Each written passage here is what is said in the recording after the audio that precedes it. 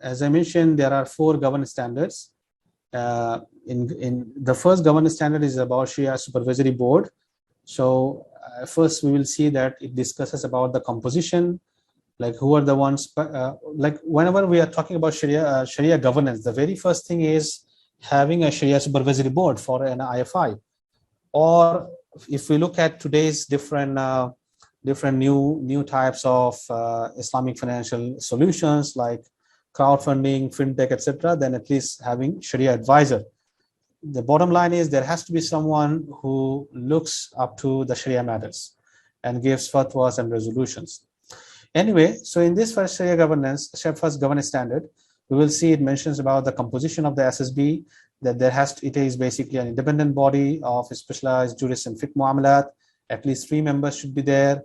There could be a supervisor to help in performing its duties, right? And there could be one member who is not a Sharia specialist, rather he's a practitioner in Islamic financial institutions, but he also has experience, understanding of overall fiqh muamalat.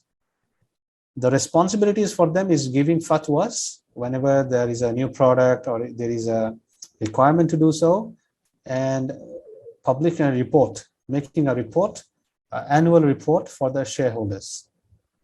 They have the powers they should have is that the resolutions that they make are binding upon IFI, and they should have unrestricted view of the documents of the different matters of the IFI, so that their report is objective. The report is genuine. The report is it's proper. Okay.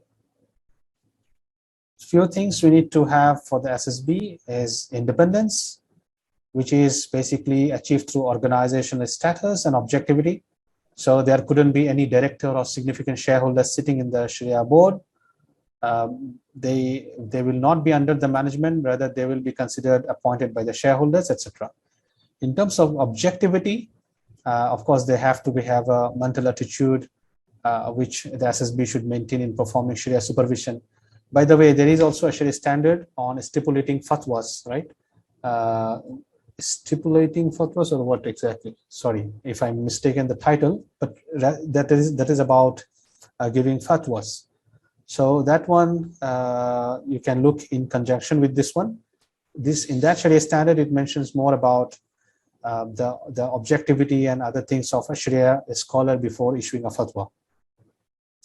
Now, why is independence required? To ensure Sharia compliance, to ensure public confidence, and improve IFI's public image. We will find in all those 4 governance standards, over and over, one thing coming into the picture is that there are 2 responsible entities here. So one is management. The management is responsible to ensure Sharia compliance, not the SSB. SSB is there to give the report. There could be also external Sharia auditors. Their responsibility is to express opinion. There could be also internal Sharia auditor or internal Sharia review department. Their responsibility is to manage, is to assist the management in assuring Sharia compliance. So Sharia Supervisory Board's responsibility is to give fatwas, opinions, and report. Internal Sharia review departments and internal Sharia auditors, their responsibility is to assist the management to comply with Sharia according to the SSB's fatwas, etc. And management's responsibility is to ensure the compliance. So those are a few basics.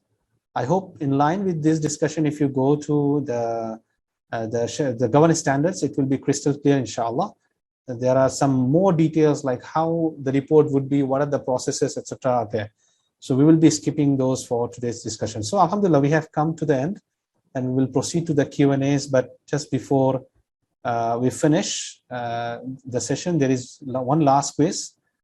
The SSB members may include A, BOD member, B, significant shareholder, C, an expert in IFI, even he is not specialized in fiqh muamalat. This session was brought to you by TAIF and Adl. If you have benefited from it, please share in your social media platforms about both the entities and share the word. Spread the word. Jazakumullah khairan.